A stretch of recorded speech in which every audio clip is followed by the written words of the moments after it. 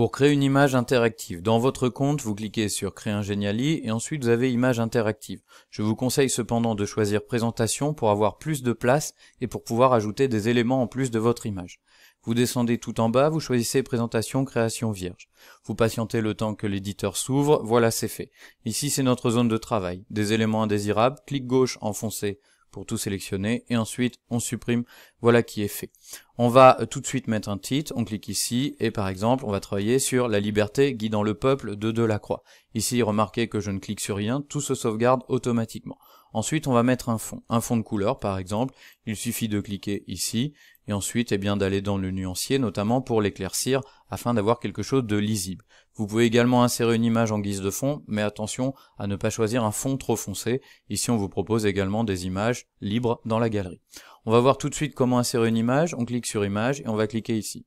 Ensuite on va aller chercher dans notre dossier ordinateur notre image, on clique sur ouvrir, on patiente un instant et avec le clic gauche de la souris, enfoncé, on glisse l'image sur notre diapo, voilà qui est fait. On va aller en chercher une deuxième, ici par exemple ce tableau du peintre Delacroix, on patiente, clic gauche, on glisse et ensuite on ajuste à la bonne taille. On ne veut conserver qu'une partie de l'image, aucun problème, on la sélectionne et ici on a découpé. On clique sur découper, on va sélectionner seulement la partie qui nous intéresse et ensuite on valide. On patiente le temps que la découpe se fasse, voilà qui est fait. On peut également mettre l'image dans un cadre si on le souhaite. Voyons comment insérer du texte. Il suffit de cliquer ici sur texte et par exemple ici sur titre. On clique sur titre et ensuite on écrit ce qu'on veut à l'intérieur.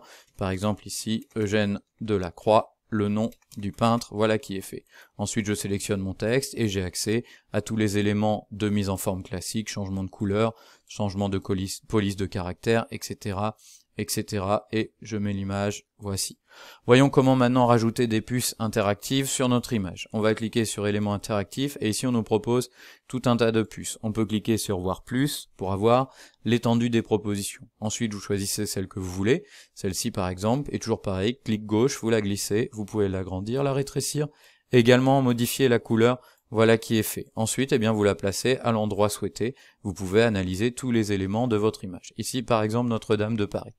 Je vais cliquer ici sur cette petite main pour avoir accès aux options d'interactivité et je vais créer une fenêtre cliquable. Je clique sur fenêtre, une fenêtre qui peut être petite, moyenne ou grande, on va dire moyenne, et ici j'écris ce que je veux, par exemple, Notre-Dame de Paris, et j'écris tout ce que je veux, je peux écrire un véritable texte si je le souhaite.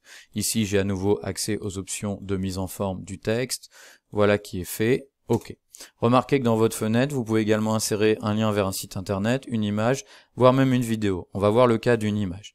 Ici par exemple, j'ai trouvé une représentation de Notre-Dame en 1830, je peux faire un clic droit dessus, copier l'adresse de l'image, je retourne ici, et je vais donc insérer une image, à partir d'une URL, c'est-à-dire à partir de son adresse. Je fais un clic droit, je colle l'adresse et je clique sur insérer.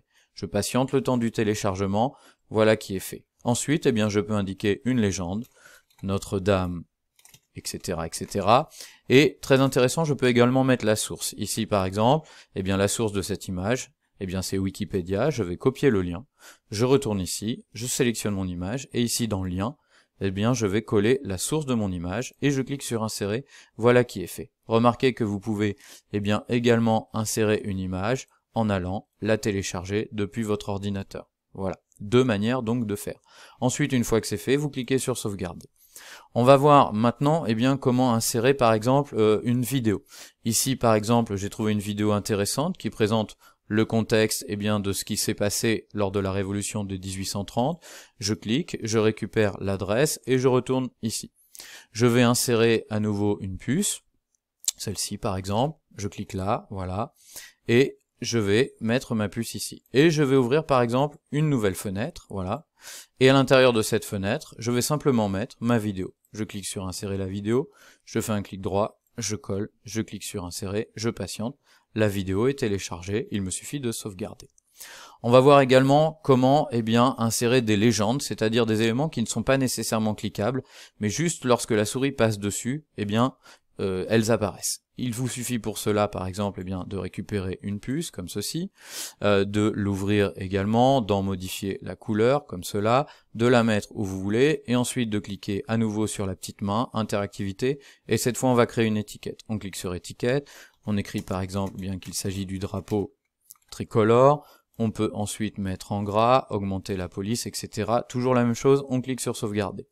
Vous pouvez également ajouter sur votre image des ronds, des flèches, des traits, si vous voulez indiquer des éléments supplémentaires. Ici par exemple des flèches, je récupère par exemple cette flèche, je l'insère, je peux bien sûr en modifier la couleur si je le souhaite, la forme, l'orientation comme je veux, et voilà, ici par exemple, je vais mettre ma flèche qui désigne le drapeau. On peut également insérer des liens vers des sites internet, par exemple ici, je peux rendre mon image, vous voyez, interactive, cliquable, puisque j'ai la petite main. De toute façon, cette petite main, elle existe sur tous les éléments, que ce soit des puces, des images ou même du texte. Ici, par exemple, j'ai trouvé une biographie intéressante sur Delacroix, je vais récupérer tout simplement l'adresse, voilà, je retourne ici. Ici, j'ouvre, je ne vais pas créer ni une fenêtre ni une étiquette, mais bien un lien. Je clique sur lien. Je colle le lien vers mon site internet, et je clique sur sauvegarder. Voyons tout de suite ce que ça donne. Je clique sur prêt, je clique à nouveau sur prêt, et je clique sur présenter. Et voici ce que ça donnera une fois fini.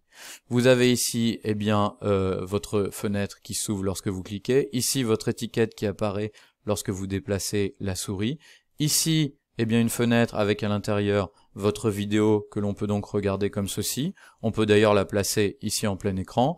Et ici, vous voyez, la photo est cliquable. Il suffit de cliquer dessus pour faire apparaître le site avec la biographie. Pour voir quels sont les éléments cliquables, c'est très simple. Il suffit de cliquer là et ça vous met en évidence les éléments interactifs. Ici, évidemment, c'est un début. Il faudrait mettre des puces sur tous les éléments importants. Mais voici, par exemple, ce que ça peut donner une fois fini avec tous ces éléments cliquables sur lesquels votre interlocuteur peut appuyer pour voir votre analyse. Voilà qui est fait. Dernière chose, comment transmettre ce document? Il vous faut un lien de partage. Vous allez cliquer sur la petite flèche ici et vous avez partagé. Vous cliquez sur partager, le lien est ici. Il vous suffit de cliquer sur copier et vous voyez, le lien a été copié. Ensuite, ce lien, vous allez le coller où vous voulez, dans une fiche activité, dans un dossier, l'envoyer par mail, dans Pronote, etc., comme vous voulez. La personne qui recevra ce lien, aura accès à votre document fini. Remarque intéressante, si par exemple vous modifiez un élément par la suite de votre présentation, vous n'avez pas besoin de renvoyer le lien, tout sera modifié en temps réel, le lien ne change pas.